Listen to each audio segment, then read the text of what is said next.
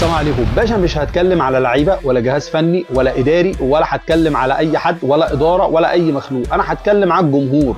الجمهور ده بطل حقيقي بيصنع التاريخ في كل مكان يروح فيه. هتكلم عن جمهور الاهلي، الجماهير دي اللي ابهرت العالم كله في امريكا وخلت رئيس الفيفا نفسه يقول انه هو مبهور من اللي شافه.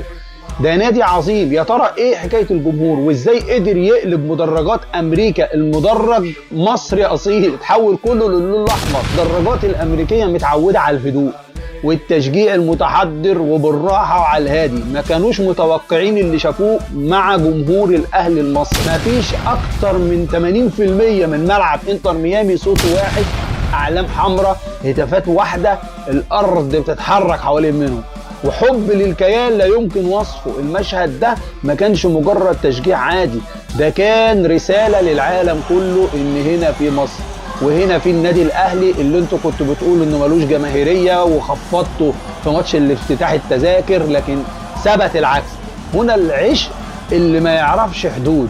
تاني رئيس الاتحاد الفيفا لكرة القدم، الراجل ده اللي شاف جماهير في كل حتة في العالم وقف مبهور وقالها بصراحة أنا مبهور من ده. نادي عظيم، شهادة من أكبر مسؤول كروي في العالم بتأكد إن جماهير الأهلي مش مجرد جماهير، دي ظاهرة عالمية. جماهير بتسافر آلاف الأميال عشان تدعم فريقها وتثبت إن الكورة مش مجرد لعبة، دي حياة، دي انتماء، دي هوية. النادي الأهلي في كل مكان جمهوره بيدل عليه.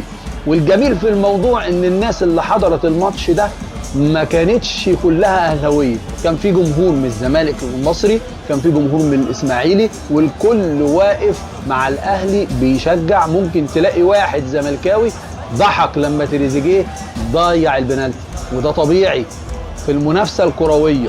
لكن الاهم ان كان في مئات من الزملكاويه لابسين فانيلات ناديهم وبيشجعوا الاهلي من قلبهم. شجعوا الاهلي من قلبهم عشان هي دي مصر. لما بتخرج تمثل بلدها الكل بيبقى وراها وبيسيب خلافات الانديه على جنب وبنقف ايد واحده عشان اسم مصر يفضل عالي في المحافل الدوليه.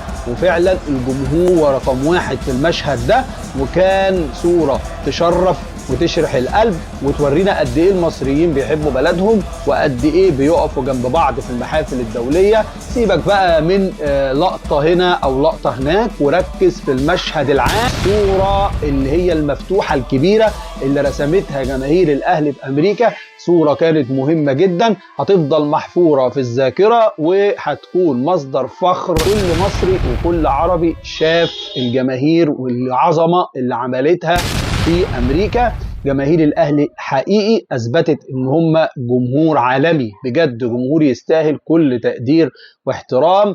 وتحيي كل جماهير النادي الاهلي والجماهير المصريه على هذا الاداء المشرف وهذه الروح العظيمه والمسانده الجميله والمظهر اللائق والحضاري. تمثيل مصر تمثيل جيد في محفل عالمي ومهم زي كاس العالم للانديه، وان شاء الله نشوفوا الايام الجايه مخبيه لينا ايه. دمتم في امان الله.